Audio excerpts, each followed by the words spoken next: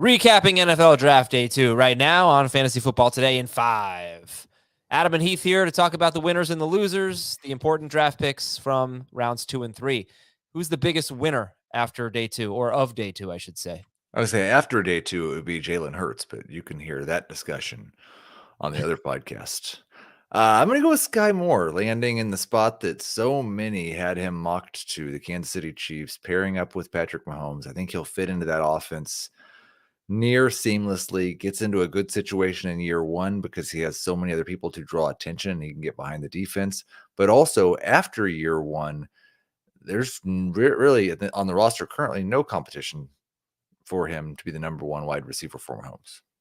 And give me the biggest loser. I think it has to be Michael Carter. Breece Hall was the best running back in this class. I think Breece Hall would have been the best running back in the last class. And Michael Carter was a 4th-round pick. And so he falls into probably the smaller part of a committee where he's at least the pass-catching back early. But Breece Hall is good catching the ball as well. So I don't know that Carter even holds on to that role for the entire season. You think Breece Hall will crack your top 12 at any point?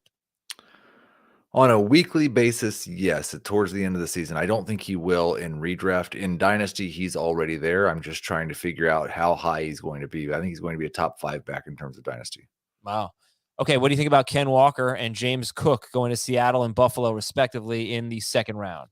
I will. Yes. I like Ken Walker as a flex play. Maybe he'll be a number 2 at running back at some point this season. But as long as Chris Carson and Rashad Penny are both on the roster, I'd be pretty concerned about his role early in the year, especially with Pete Carroll in charge of things there. So I think Walker might be one of those second half backs that we saw, like with a DeAndre Swift a couple of years ago, where he has an impact later, but not so much early in the year.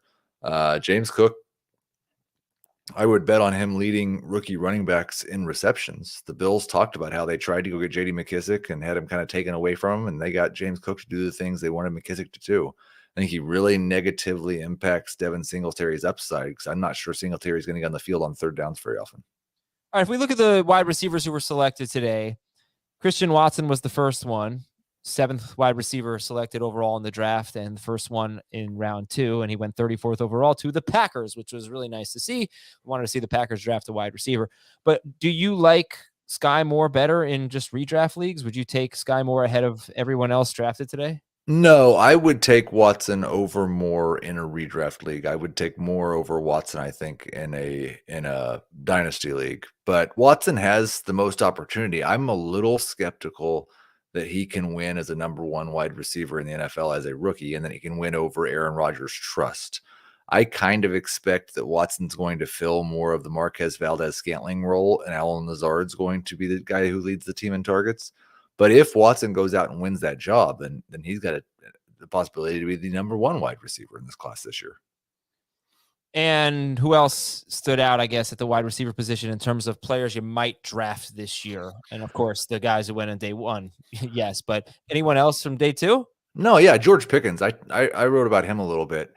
I think he has more upside than Deontay Johnson or Chase Claypool over the long term of his career. And now he walks into a situation with a rookie quarterback, so where he could build rapport and has the same edge that Johnson or Claypool would. If Pickens can really earn a role at the start of the year, I think he can grow on that. And he could be somebody who's maybe a number 3 wide receiver in the second half. Tight ends, quarterbacks, anything really jump out at those 2 positions? For redraft purposes, I don't think there will be. I mean, the big thing was that Dulcich probably runs Alberto as a top 12 tight end.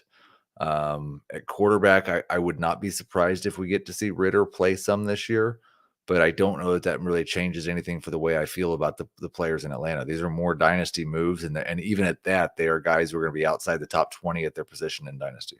Yeah, even Malik Willis will be outside the top 20? Malik Willis might be outside the top 25. He was a guy I thought might be closer to 15. I thought he might be in the Tua range of the could be QB1s a month into the season, but just falling that far and then landing in a situation in Tennessee where I don't think there's hardly any chance that he gets to start this year. It's a tough climb from here. All right, that's it for us tonight here on Fantasy Football Today in 5. We'll have another one for you tomorrow after the 3rd day of the NFL Draft. Have a great night and a great day, everybody.